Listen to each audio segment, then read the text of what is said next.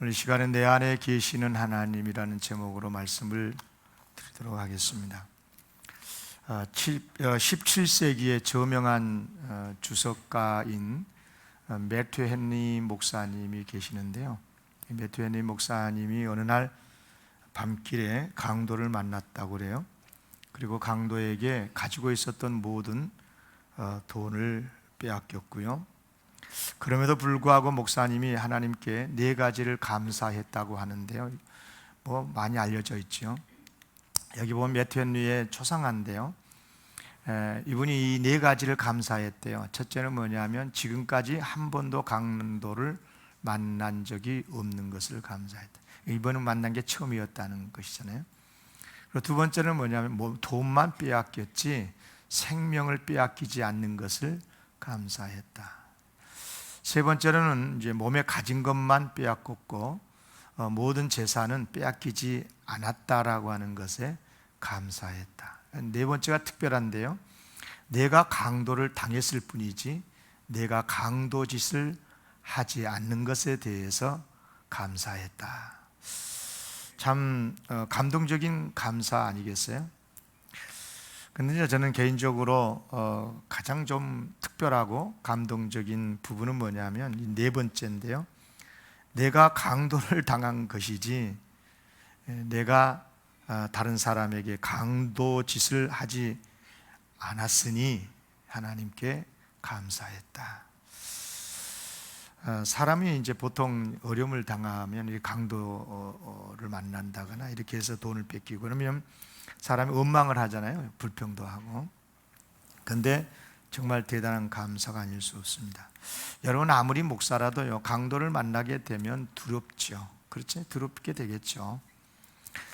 그리고 그래서 이제 강도가 시킨 대로 하고 또 가진 돈은 다 내어줄 수밖에 없을 것입니다. 사람은 다 그렇습니다.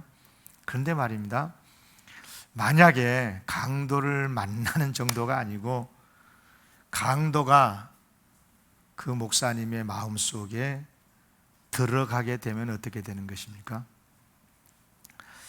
아무리 목사라도 강도의 마음을 품게 되고 강도가 하자는 대로 움직이지 않겠어요? 그러면 목사가 강도가 되는 거죠. 표면적으로는 목사인데 강도가 목사의 마음을 사로잡아 버리면 강도짓을 하게 되고 강도가 되지 않겠습니까? 목사가 강도를 만나면 무서워합니다. 돈도 빼앗길 수 있습니다. 그러나 그것뿐이죠.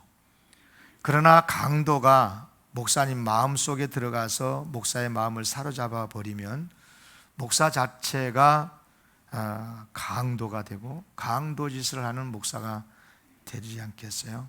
여러분 어느 것이 더 불행한 이야기입니까? 지나가다가 캄캄한 밤에 강도를 만난 것입니까? 아니면 강도가 내 마음에 들어와서 강도가 내 마음을 사로잡고 나를 조종하고 그것이 더 불행하고 무서운 일입니까? 두말할 것도 없죠. 강도 만나는 것도 별로 좋은 것은 아니지만 썩 나쁘죠. 그렇지만 강도가 내 마음에 들어와서 나를 사로잡으면 되겠습니까? 안 되죠. 정말 불행한 일일 것입니다. 그러면 이제 강도라고 하는 것에다가 하나님을 대비시켜서 설명을 해볼게요. 여러분 우리가 살다가 어느 날 하나님을 만나 배울 수 있습니다. 그렇죠? 성경에 그런 분들이 많이 나오죠. 기도 중에도 만나고 여행 중에도 만나고 산에서 들에서 하나님을 배우는데요. 하나님을 배우게 되면 이제 하나님 앞에 내가 서게 되지 않겠어요? 그럼 어떻게 됩니까? 성경에 보면 하나님을 배우는 사람들이 많이 등장하는데 그들이 어떻게 변화가 됐습니까? 하나님을 두려워하게 되죠. 그렇지 않겠습니까? 전지전능하신 하나님인데 그런 하나님을 배웠으니까 두려운 거죠. 그런데 그 두려움은 강도를 만났을 때와는 아주 차원이 다릅니다. 강도를 만나면 강도는 나를 해야 할 거다라고 생각하기 때문에 두렵지요. 그런데 하나님께서 내 길을 막고 내 앞에 서 계신다. 그렇게 되면 두렵죠. 두렵긴 하지만 동시에 그 하나님 앞에 엎드리게 될 것이고 하나님을 경배하고 경외하게 될 것입니다. 이 경외한다는 말이 사실은 두려움에서 나오는 단어거든요.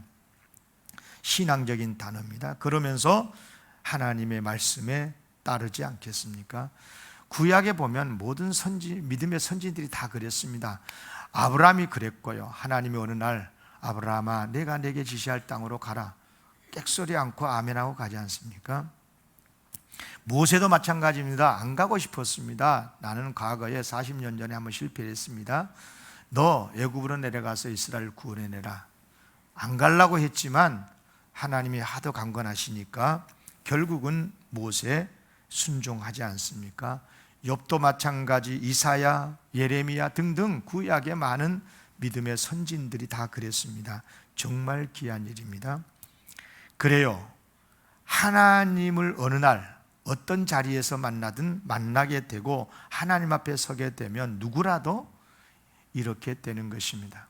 그런데 말입니다. 하나님 앞에 어쩌다가 한번 만나는, 그래서 하나님 앞에 서는 정도가 아니고 하나님께서 아예 우리의 심령 속에 들어와 계시면 어떻게 됩니까? 완전히 그 존재 자체가 바뀌어지지 않겠습니까? 뭐 하나님의 말씀을 따르는 정도가 아니고요, 하나님 앞에 일주일에 한 번 교회에 나와서 예배를 드리는 정도가 아니고 정말 하나님이 없으면 살 수 없는, 하나님이 전부가 되어버리는 그런 사람으로 바뀌지 않을까요? 네. 하나님 앞에 한번 서기만 해도 변화가 일어나는데 하나님께서 그 사람의 심령 속에 들어가셔서 그 사람의 심령을 사로잡고 그 사람과 함께 동행하고 계신다면 여러분 얼마나 놀라운 변화가 일어나겠습니까? 성경은 말씀합니다. 하나님 앞에 서는 사람들의 이야기 많이 있습니다. 아까도 말했지만 그런가 하면 하나님께서 우리 안에 계신다. 우리가 하나님 안에 있고 하나님이 우리 안에 계신다. 우리가 예수님 안에 있고 예수님이 우리 안에 계신다. 우리 안에 들어와서 아예 살아 계신다. 함께 살고 계신다라고 하는 말씀들이 성경에 얼마나 많이 기록되고 있는지 모릅니다. 여러분, 그리스도인이 어떤 사람이에요? 가끔씩 자기 마음대로 자기 중심으로 살다가 하나님을 뵙고 예배하는 사람이 그리스도인입니까? 그렇지 않아요. 하나님을 영접하여 예수님을 영접하여서 하나님을 모시고 사는 사람들이 그리스도인입니다. 요한복음 1장 12절 말씀했습니다. 영접하는 자, 예수 그리스도를 영접하는 자, 하나님을 영접하는 자, 곧 그 이름을, 하나님을, 예수님을 믿는 자들에게는 하나님의 자녀가 되는 권세를 주셨다고 그랬습니다. 하나님의 자녀라고 하는 우리 그리스도인들이 어떤 사람들이냐? 어쩌다가 한 번씩 하나님 앞에 서서 예배하고 찬송하는 사람들이 아니고 하나님을 아예 마음속에 모시고 사는 사람들, 그들이 하나님의 자녀요 그리스도인이라는 것입니다. 그러면 하나님이 내 안에 들어와 계신다는 말이 무슨 뜻이냐? 이것을 잘 이해하기 위해서는 성경에서 가장 이해하기 어려운, 우리 인간의 이성으로는 정말 이해하기 어려운 삼일체 하나님에 대한 진리를 알아야 됩니다. 성경에는 삼일체란 단어가 없지요. 그래요, 삼일체란 단어는 없지만 당연히 없을 수밖에 없지요. 그럼에도 우리 모든 복음의 교회들이, 정통교회가 삼일체 하나님을 신앙 고백하는 이유는 뭐냐? 삼위일체라고 하는 말은 하나님의 존재 방식입니다. 하나님은 한 분이십니다. 그런데 삼위로 존재하신다는 것입니다. 하나님은 한 분이시되 동시에 성부 하나님으로, 성자 하나님으로 예수님이시죠. 성령님, 성령 하나님으로 존재하시는 거죠. 그렇다고 해서 자기가 단독으로 역사하시는 게 아니고 함께 역사하시니 한 분 하나님이시기 때문입니다. 정말 이해하기 어렵죠? 우리 인간의 이성으로 어떻게 이해가 되겠습니까? 하나님이 한 분이시든 세 분이시든 이렇게 명료하게 이야기를 해줘야 이해가 되는데, 한 분이라고 세 분이었다고, 이거 뭐야 이게 도대체 이해가 안 되죠. 그러나 여러분, 우리 인간이 이해가 되지 않기 때문에 하나님이 아니겠습니까? 만약에 하나님을 우리 인간의 이성으로 다 해석할 수 있다면 그분이 어찌 하나님이시겠습니까? 그렇습니다. 우리가 하나님을 말하지만 우리가 아는 하나님은 성경에서 가르쳐 주는 거기까지만 알 뿐인 것입니다. 아무튼 우리 마음에 하나님이 오셔서 살아 계시고 함께 하신다는 말이 무슨 말이냐? 우리 마음에 예수님을 영접해서 그분이 우리의 주님이 되신다는 말, 성령님이 우리 안에 강림하셔서 우리 안에 역사하신다, 똑같은 말인 것입니다.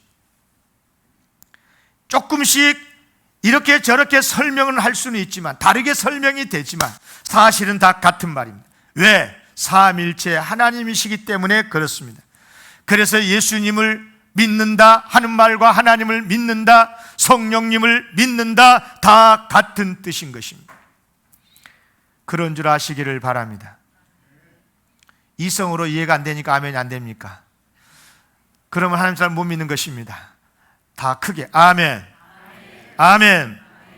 자, 이제 그런 것을 이야기하려는 게 아니고요, 이 시간에 말씀드리고 싶은 것은 뭐냐면, 우리가 하나님 앞에 선다는 것과 우리 안에 하나님이 들어와서 계신다는 것의 차이점, 이 부분을 여러분들에게 설명하면서 우리의 신앙을 체크해 보고 싶은 것입니다.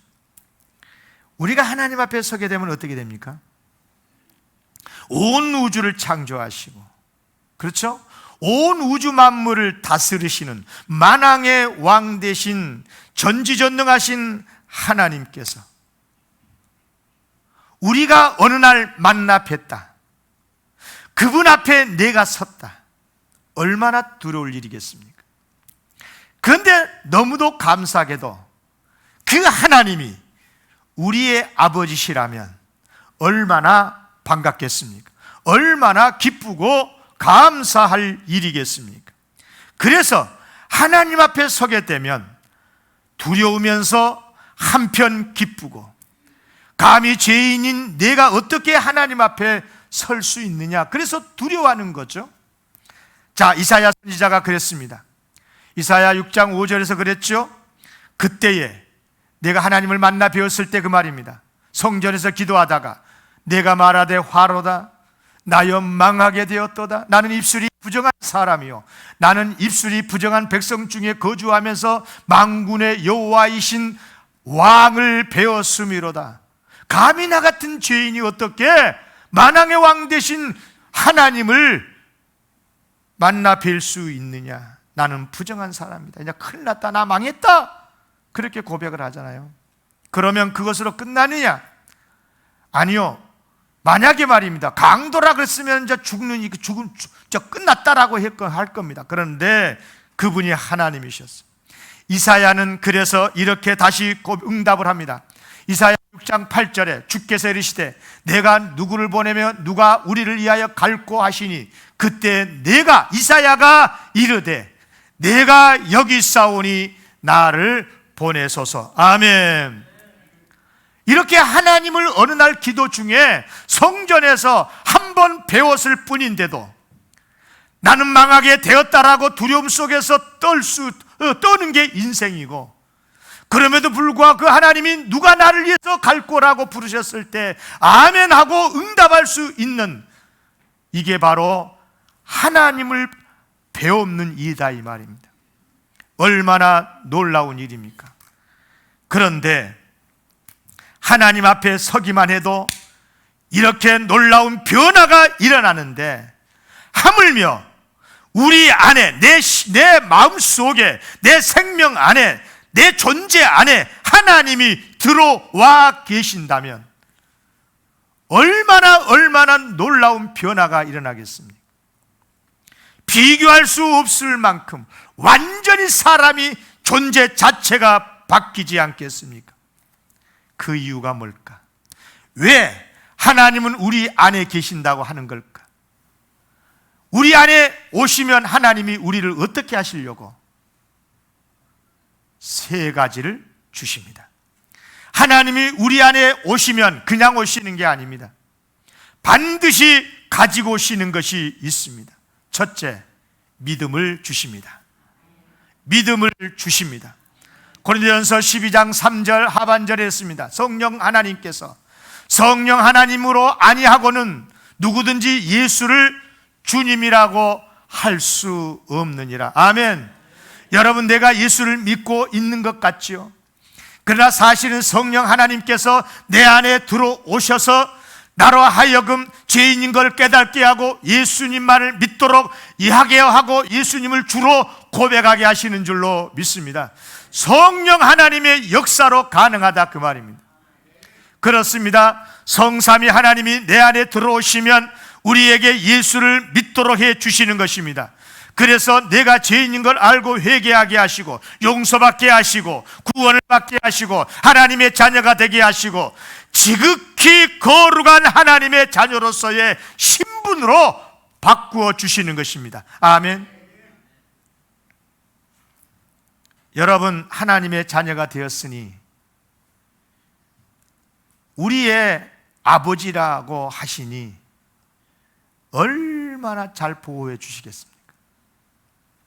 세상에 나를 보호해준다, 나를 사랑해준다는 사람이 있지만 나를 낳아주고 길러주신 부모만큼 나를 잘 사랑해 주시고 보호해 주시고 지켜주실 분이 어디 있겠어요? 우리 아버지 하나님, 그리고 그분의 자녀의 사이가 되었으니 얼마나 친밀하겠습니까? 잘못하면 혼내기도 하겠지만 그러나 얼마나 사랑하시고 얼마나 복되게 하시겠습니까? 물론 하나님 앞에 어쩌다가 한번 서게 된 사람도 하나님을 두려워하게 되고 하나님의 말씀에 따르게 될 것입니다. 그러나 어쩌다가 한번 만난 그 사람과 하나님을 아예 마음속에 모시고 사는 사람과 하나님 아버지와의 친밀도에 있어서는 비교가 되지 않을 것입니다. 그래요, 물어보겠습니다. 하나님 앞에 선 사람과 아예 하나님을 모시고 사는 사람 중에 하나님께서 누구랑 더 친할까요? 어쩌다가 한번 만나고 아이고 그동안 어떻게 잘 지냈냐, 반가워가지고 반가 그런 사람, 그런 것이 더 친밀도가 높은 거예요. 아예 함께 네 마음 내 마음, 내 마음 네 마음, 네가 내 안에 네가 있고 내 안에 네가 있고, 그 말이나 그렇잖아요. 그러면 얼마나 가깝겠어요? 얼마나 좋은 사이겠어요? 얼마나 사랑하겠어요? 그래요, 또 얼마나 잘 보살펴 주시겠습니까? 그래서 하나님을 마음에 모시고 사는 사람은 하나님의 사랑을 조금 더 의심하지 않아요. 그리고 하나님을 믿되 확신합니다. 조금 더 의심하지 않죠. 어쩌다가 한번 하나님을 만나서 하나님 앞에 선 사람은 왜 요즘 하나님 안 나타나시지? 날 미워하시나? 날 잊었나? 이런 생각할 수 있겠지만 언제나 우리 마음속에 계시는 하나님이신데, 그렇죠, 좀 더 의심할 일이 없지요. 그리고 무엇도 두렵지 않아요. 어떤 일도 염려하지 않아요. 어떤 상황에서도 하나님을 의지하고 순종하며 하나님의 뜻대로 살게 될 것입니다. 이렇게 사는 것을 뭐라고 한 줄 아십니까? 따라하겠습니다. 산 믿음으로 사는 것입니다. 무슨 믿음으로 산다고요? 산 믿음, 살아있는 믿음. 여러분, 성경에 보면 죽은 믿음이 있다는 것도 가르치고 있습니다. 산 믿음의 성도들 되시기를 바랍니다. 이게 얼마나 중요하냐면요, 믿지 않는 기독교인이 아닌 타 종교 조금 머리에 먹물이 있는 사람들이 가장 좋아하는 성경들이 있습니다. 성경이 있습니다. 예수님의 산상 설교죠. 마태복음 5, 6, 7장. 이 세 장은 정말 비기독교인들도 철학자들도 굉장히 좋아하는 성경 구절이죠. 그래서 대체로 비기독교인들이 성경을 인용할 때 보면 대부분 그 부분을 많이 인용을 하죠. 뭐 정의가 뭐 강물처럼 흐른다 그런 말도 좋아하고, 뭐 사랑한다, 뭐 하나님은 사랑이시다 이런 말씀도 좋아하지만, 구체적으로 이른바 이 세상에서의 인간의 윤리를 말할 때 예수님이 직접 가르치시는 산상설교를 좋아하는데요, 얼마나 강력하게 가르치셨는지 모릅니다. 어느 정도 강력했느냐, 마태복음 5장 20절에 보면 예수님이 이렇게 말했어요. 내가 너희에게 이르노니 너희 의가, 하나님을 믿는 사람들의 의가 서기관과 바리새인보다 더 낫지 못하면 결코 천국에 들어가지 못한다. 얼마나 강력하게 말씀을 하고 있습니까?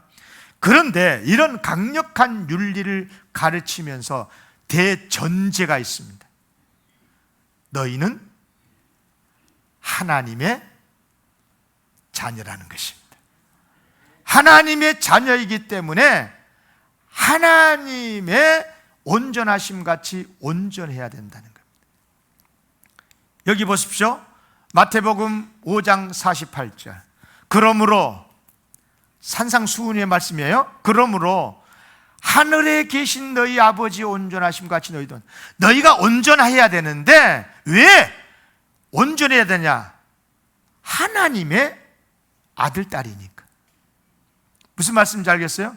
하늘에 계신 그 하나님이 너희의 아버지시니까, 그러니까 아버지의 온전하심 같이 너희도 온전해야 된다는 겁니다. 온전해야 되는 이유, 근거가 뭐냐? 하나님의 자녀라는 것입니다. 아멘. 또 마태복음 6장 31절 32절대로 말씀했어요. 그러므로 염려에 이르기를 무엇을 먹을까, 뭘 마실까, 뭘 입을까 하지 마라. 이는 다 이방인들이 구하는 것이다. 너희 하늘 아버지께서 이 모든 것이 너희에게 있어야 할 줄을 아신다. 아니, 아버지가 자녀가 굶고 있으면 어떻게 주지 않을 수 있겠냐? 없으면 몰라도 우리 아버지 하나님께 없는 게 뭐가 있어요? 그러니까 하나님께서 얼마나 철저하게 돌보시겠냐? 그러니까 염려하지 마라 하는 말씀이 아니겠어요? 또 마태복음 7장 11, 12절에도 우리 다 같이 읽읍시다. 이번엔 기도 문제입니다. 시작. 너희가 악한 자라도 좋은 것으로 자식에게 줄 알거든 하물며 하늘에 계신 너희 아버지께서 구하는 자에게 좋은 것으로 주시지 않겠느냐? 그러므로 무엇이든지 남에게 대접을 받고자 하는 대로 너희도 남을 대접하라. 이것이 율법이요 선지자라. 율법이요 선지자란 말은 성경이란 말입니다. 성경의 가르침의 핵심이란 말입니다. 하나님이 얼마나 좋은 우리의 아버지신 줄 아냐? 네 악한 애비라도 지 자식한테는 좋은 것을 줄 아는데, 하물며 하늘에 계신 너희 아버지가 너희가 구하는 것 안 주겠냐? 주신다는 거야. 그러니까 믿고 마음껏 이웃을 섬기고 대접하고 사랑을 베풀면서 살라는 말씀이 아니겠습니까? 그래요, 우리가 하나님을 모시게 되면, 그래서 하나님이 우리 안에 들어오시면 제일 먼저 주시는 게 뭐냐? 믿음을 주셔요. 예수를 믿게 하셔서 들어오신 그 예수님이 내 안에 들어오시면 그분이 바로 나의 주님이시고 나의 죄를 다 용서해 주신 분이시고 나를 사랑해 주시는 내 아버지심을 믿을 때 구원을 받고 하나님의 자녀가 되는 권세를 얻게 되는 줄로 믿습니다. 그래서 예수님을 믿으면 항상 하나님만을 의지하게 되잖아요. 이게 믿음이죠. 그러니까 믿음이라는 게요, 두 가지 뜻인데, 하나는 구원받는 조건으로서 믿음이고, 예수를 믿으면 구원받잖아요. 그런데 믿는다는 말은 기댄다는 거거든요. 하나님을 기대는 거예요. 내 아버지시니까. 어떤 경우라도 그래서 하나님만을 의지하고 살 거겠지요. 그래요. 이렇게 하나님을 모시게 되면 첫째는 하나님께서 들어오실 때 믿음을 주시고, 아멘. 두 번째는 뭘 주시느냐? 하나님의 열매를 주십니다. 성품입니다. 성령의 열매죠. 성령 하나님의 열매를 맺게 하신다는 겁니다. 다시 말하면 하나님이 우리의 심령 속에 들어와 계시면 우리의 성품이 하나님의 성품으로 바뀌게 된다, 그 말입니다. 성령님의 열매가 어떤 열매입니까? 다 같이 읽겠습니다. 시작. 오직 성령의 열매는 사랑과 희락과 화평과 오래 참음과 자비와 양성과 충성과 온유와 절제니 이 같은 것을 금지할 법이 없느니라. 아멘. 성령 하나님께서, 삼위일체 하나님이 내 심령 속에 들어오시면 내가 하나님의 자녀가 될 뿐만 아니라 나의 못된 세속적 이런 못된 성품들이 이제 하나님의 성품으로 바뀌게 된다, 그 말입니다. 사랑하지 않으면 견딜 수 없어요. 화목하지 않으면 너무너무 힘들어요. 예? 온유하고 오래 참고 자비가 되어야 마음에 평안해지는 사람으로 바뀌게 되는 거예요. 오히려 미워하면 괴로워요. 오래 못 참고 자꾸만 불평하면 오히려 더 괴로운 사람이 돼버리는 거예요.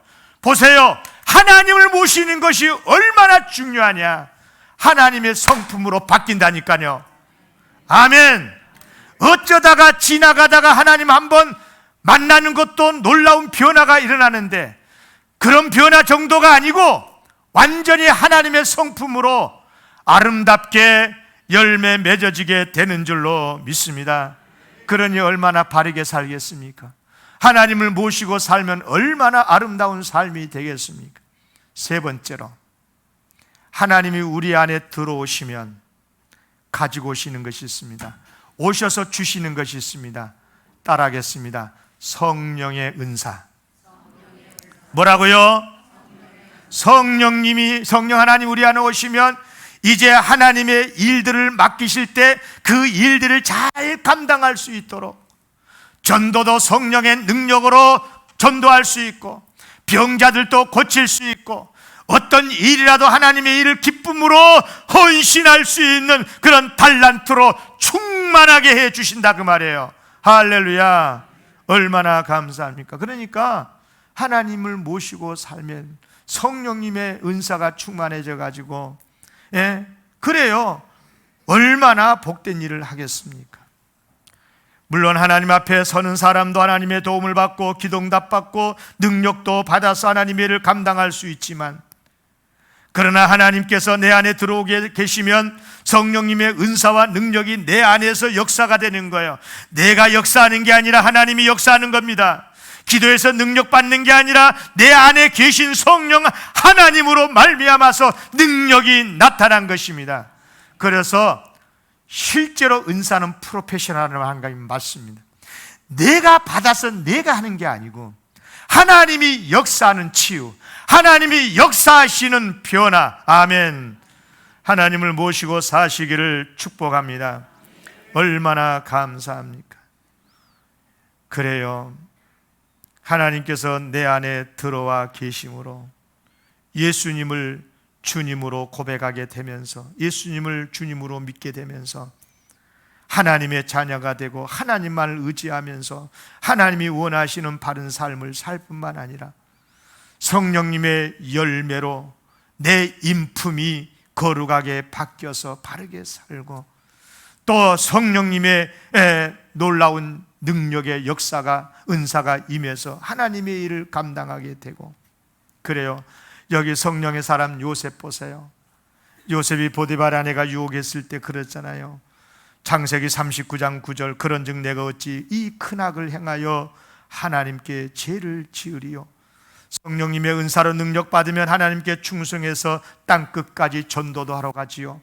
오직 성령이 너희에게 임하시면 너희가 권능을 받고 온 유다 사마리아 땅끝까지로 내 증인이 되리라 하시니라. 그래요. 물론 다시 말합니다. 하나님을 배웁고 사는 사람도 믿음으로 살 수 있습니다. 거룩하게 살 수 있습니다. 용기 백배하며 살 수 있습니다.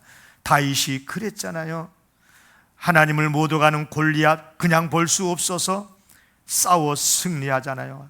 사무엘상 17장 37절. 또 다윗이 이르되 여호와께서 나를 사자의 발톱과 고음의 발톱에서 건져내셨은즉 나를 이 블레셋 사람의 손에서도 건져내시리다. 아멘. 하나님 앞에 살아갔던 다윗도 이렇게 능력을 행했어요. 다니엘 보십시오.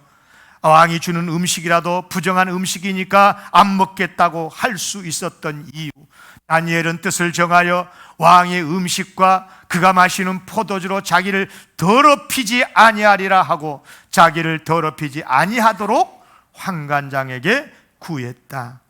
여러분, 그래요. 자기 자신을 거룩하게 지키기 위해서 왕이 주는 음식을 거절할 수 있었던 능력이 어디서 왔느냐? 바로 하나님 앞에 섰던 하나님의 능력에서 왔던 거죠. 사자굴에 던져질 것을 알면서도 기도했던 이유도 다 마찬가지입니다. 그래요. 여러분, 구약의 선진들은 다 하나같이 이처럼 내 자신이 하나님 앞에 있다, 하나님 앞에 나는 있다, 이것을 알았고, 그래서 항상 하나님을 두려워하며 경외함으로 죄짓지 않고 하나님의 도우심을 받고 담대하게 악을 이기면서 살아온 거죠. 물론 고난도 당했어요. 그것 때문에 요셉은 감옥에 들어갔지요. 다윗은 사울에게 쫓겼지요.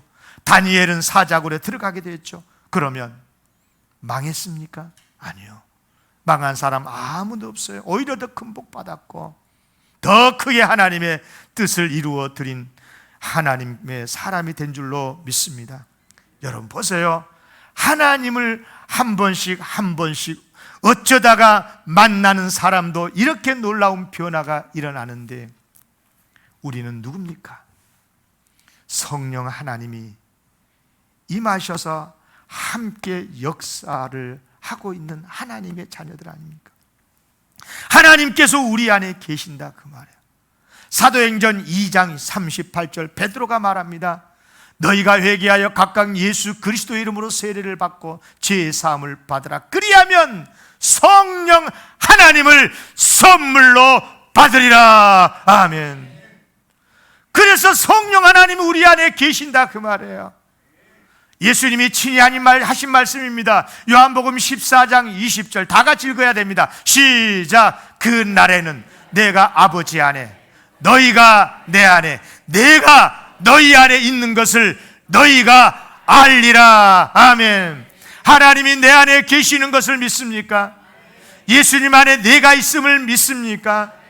여러분, 우리 예수님의 말씀이잖아요.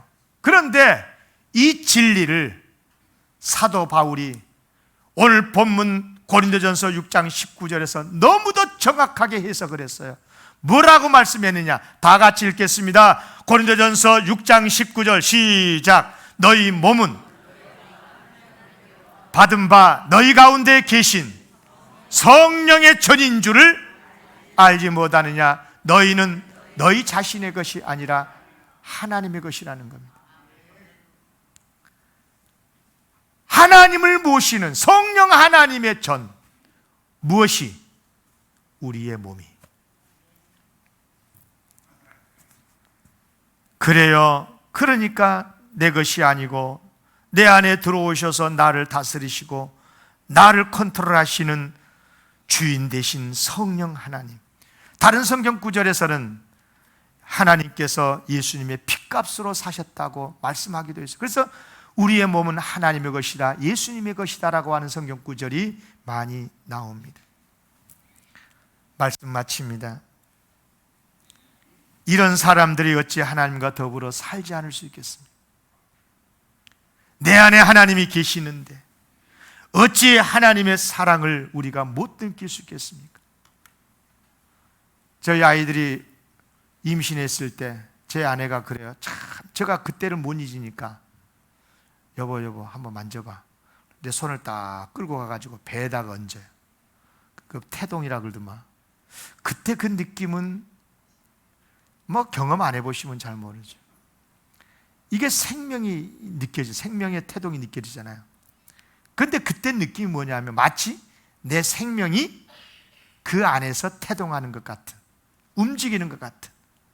여러분, 하나님께서 우리 안에 계시면 하나님이 내 안에서 태동하는 것을 느껴야 될 줄로 믿습니다. 하나님께서 내 안에서 역사심을 느껴야 되는 거야.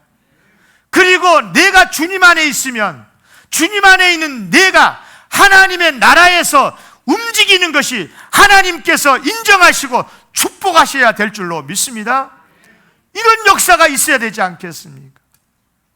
어쩌다가 지 마음대로 살다가 교회 한번 나와서 기도하다가 하나님을 만났으면 내가 하나님 만나 뵀다고, 하나님을 만났다고 무슨 간증이라고 다니고 하는 사람들, 마치 대단한 역사를 경험한 사람처럼 이야기하지만 여러분, 우리는 하나님을 모시고 사는 사람들입니다.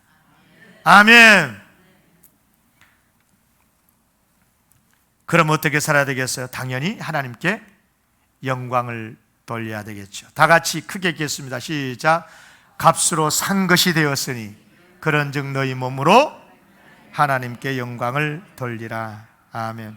하나님께 영광을 돌리면 당연히 예배 잘 드려야 되고, 하나님께 영광을 돌려드리려면 바르게 살아야 되고, 맡겨주신 소명, 사명 충성해야 되고, 아멘. 그런데 사실은 이 말씀을 하게 된 사도 바울의 의도가 있었습니다. 세 가지였습니다. 이것은 우리 한국교회, 지금 영광교회뿐만 아니라 지금 우리 한국교회에 꼭 필요한 메시지라서 세 가지를 가지고 왔습니다. 제가 길게 설명하지 않을 겁니다. 첫째가 뭐냐? 서로 싸우지 마라. 성도들끼리 싸울 바에는 차라리 양보하고 불의를 당해라. 고린도전서 7절입니다. 다 같이 크게 6장 7절입니다. 같이 읽겠습니다. 시작. 너희가 피차 고발함으로 너희 가운데 이미 뚜렷한 허물이 있나니 차라리 불의를 당하는 것이 낫지 아니하냐. 차라리 속는 것이 낫지 아니하냐. 여러분, 우리 지금 한국 사회의 시대 정신과 180% 정면으로 부딪히는 부분이에요. 우리는 불의가 있으면 고발해야 된다, 불의가 있으면 정의롭게 만들어야 된다고 하는 구실로 얼마나 많은 고소, 고발이 난무합니까? 심지어 교회 안에서조차도 그럽니다. 고린도 교회가 그랬던 것 같습니다. 그래서 사도 바울이 하는 말입니다. 차라리 불의를 당해라. 차라리 속아라. 그렇게 말씀하고 있지 않습니까? 왜? 하나님의 몸된 교회가 부서지고 깨어지고 세상 사람들의 조롱거리가 되면 되겠냐는 것입니다. 그러면 하나님이 불의를 용납한 것이냐? 아닙니다. 두 번째는 뭐라고 말하시냐면, 그럼에도 불구하고 모든 그리스도인들은 불의를 버리라고 말씀합니다. 고린도전서 6장 9절에서 10절입니다. 얼마나 불의를 하나님이 미워하신가 보십시오. 다 같이 읽겠습니다. 시작. 불의한 자가 하나님의 나라를 유업으로 받지 못할 줄을 알지 못하느냐. 미혹을 받지 말라. 음행하는 자, 우상 숭배하는 자, 간음하는 자, 탐색하는 자, 남색하는 자, 도적이나 탐욕을 부리는 자, 술 취하는 자나 모욕하는 자, 속여 빼앗는 자들은 하나님의 나라를 유업으로 받지 못하리라. 사도 바울은 고상하게 이야기했지만 저는 아주 쉽게 말씀하겠습니다. 불의하면 천국 못 가느니라. 아멘. 여러분 기억하십시오. 하나님이 얼마나 의를 사랑하시고 얼마나 불의를 미워하시면 이렇게 말씀하셨겠습니까? 사도 바울을 통해서. 그럼에도 불구하고 첫 번째로 말씀했죠. 그럼에도 불구하고 하나님의 몸된 교회를 지키기 위해서 차라리 불의를 당해라. 차라리 그냥 속아라. 속으면 바보입니까? 죄를 알면 아는 쪽쪽 고발해야 되는 것이 정입니까? 그것이 바른 사회로 가는 길입니까?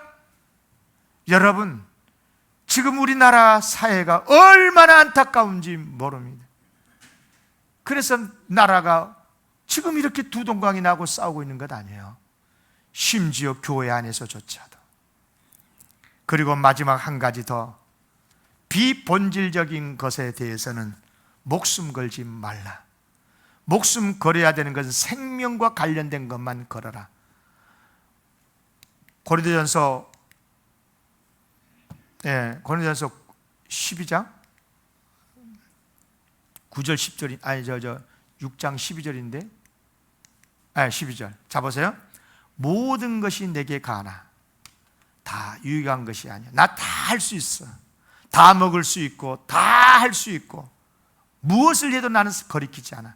그러나 다 유익한 게 아니다. 잘 들으셔야 돼요. 매우 중요한 말씀이에요. 모든 것이 내게 가나 내가 무엇이든지 얽매이지 않는다. 여러분, 얼마나 중요한 말씀인지 모릅니다. 가만 보면은요, 비본질적인 것에 목숨 걸어요. 그러지 마세요. 여러분, 오히려 생명을 살리고 나라를 지키고 교회를 지키는 일에 목숨 거시기를 바랍니다. 그래야 되지 않겠습니까? 그래서 하나님께 영광을 돌리는 우리 영광교회 성도들이 다 되시기를 바랍니다. 그래요, 우리가 하나님께 영광을 돌려야 되겠습니다. 하나님께 영광을 돌리려면 하나님이 어떤 분이신지를 알아야 되고 내가 어떤 존재인가도 알아야 되고, 그리고 반드시 동시에 두 가지를 알아야 되는데, 우리는 항상 하나님의 거룩하신 하나님 앞에서 살아가고 있다는 것을 알아야 되고, 더 중요한 것은 우리 안에 하나님이 들어와서 계신다는 것을 꼭 기억해서 하나님께 영광을 돌리면서 신앙생활하는 우리 영광교회 성도들 되시기를 주의 이름으로 축복합니다. 기도하겠습니다. 하나님 아버지, 감사드립니다.